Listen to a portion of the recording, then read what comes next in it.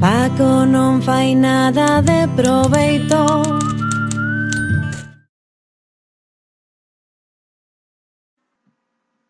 Hola, hoy en castellano para que me entienda todo el mundo os traigo ejemplos de cómo no hacer las cosas a representar a un gallego en el cine.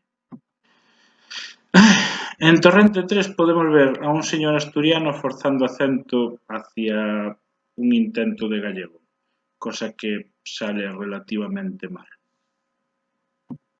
Bien, se te ven maneras, chaval. ¿De dónde eres? De Viana do Bolo, señor. Ah, bien. Buena tierra manchega, bueno chorizo, buena morcilla. Pero ¿y si Viana queda ahí en Galicia, señor?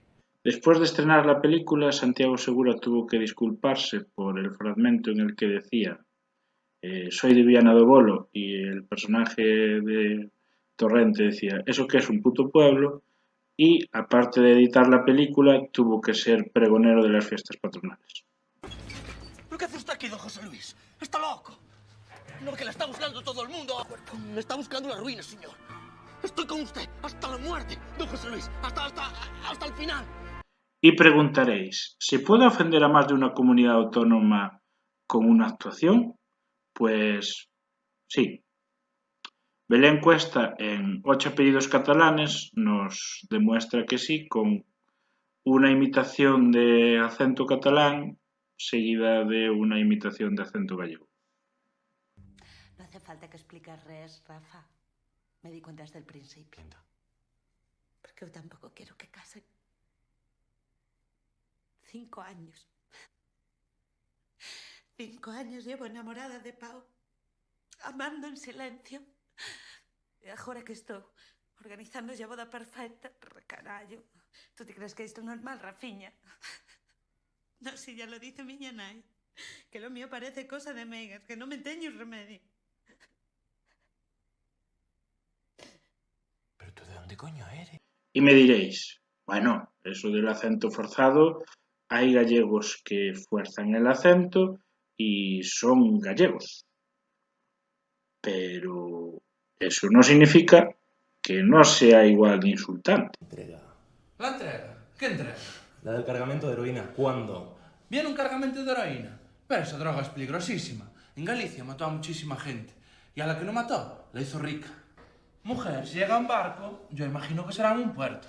¿Qué puerto? Pues uno con mar. El siguiente ejemplo es una señora de Coruña haciendo de señora de Coruña mal, pero muy mal. O sea, ¿qué persona de Coruña dice puertecito? María, ¿qué hace aquí? Yo me confundí con la puerteciña. ¡Cuidado! Y ahora os traigo un ejemplo de cómo no vender algo. En serio, no. Esto no.